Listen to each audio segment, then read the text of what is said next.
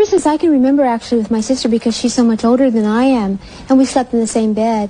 So I recall him getting in the bed with us and doing the acts with her. And my mother would say sometimes, "Joe, not tonight." Your mother knew? Oh, yes, my mother was very much aware of it. And then there were times when my sister couldn't take it anymore, and she would ask my mother to go get help for him, psychological help. And she refused to do that. And eventually my sister just decided that she wanted to leave home, that she could not deal with it anymore, so she left home. You're talking about... Go ahead, I'm sorry. That's my sister Ruby. Right. And that's when he started sexually abusing me, when she left home. But you were very young when it started. Very young, yes. And how long did it go on? It went on for a couple of years. It went on basically my entire life. I spoke to my mother about it a couple of years ago when I couldn't take it anymore. And I asked her for help. I said, "Mother, I need help. Please help me. I just want to know one thing. Why is he doing this to me? Why did he do these things?" And she answered me by saying, "Yes, your father did these things. He was sick at the time, but you're not supposed to talk about it. You're not supposed to mention it, and don't you ever mention it again." And I called her again. I said, "But you don't understand. I need help. I need to know why. I need to know something. Please help me." Because you get to a point in your life where you can't cope anymore. You're thinking about it constantly. And I couldn't deal with it. And I kept reaching out for help because she was my best friend. So I turned to her for help. And she wouldn't do anything about it. And she kept saying, "If you ever mention this to the public, I will deny it.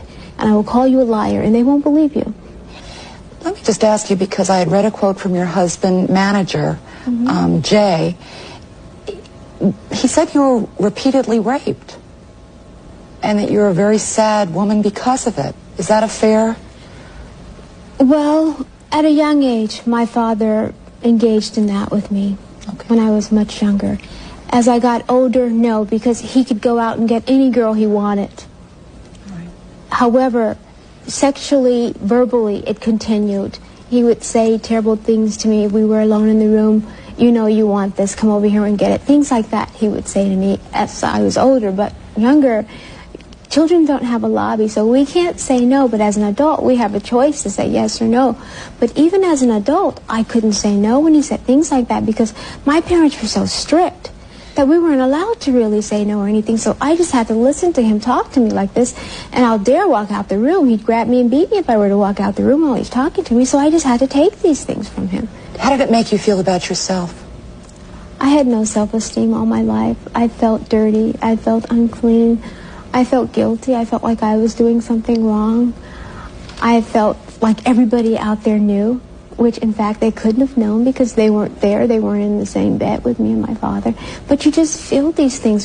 I don't know if it's something that works on you mentally, emotionally, but you feel these terrible thoughts and you think them constantly. And it's a terrible feeling. And I just would continuously shake constantly, my entire body, and I couldn't control the shaking. I would have to put my hands down to stop the shaking all the time when I would think about what my father would do. But I kept it very quiet. It's something you don't discuss with other people, other members of the family, and I never did. Coming from a well-known family like I did, we were always in the media, and we had to smile and pretend like everything was okay, and that's exactly what we did. Even though it wasn't okay, it was terrible. Have you forgiven your father? My father, it's sort of a hard question to answer. When you say, have I forgiven him?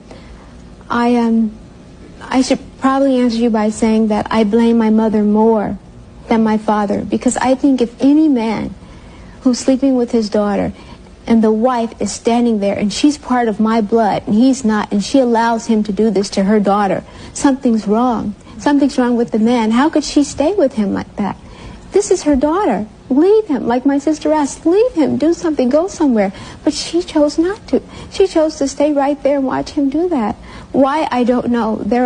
I'm sure there are a lot of reasons. Perhaps she would prefer to see him with the daughters than another lady on the street. I don't know.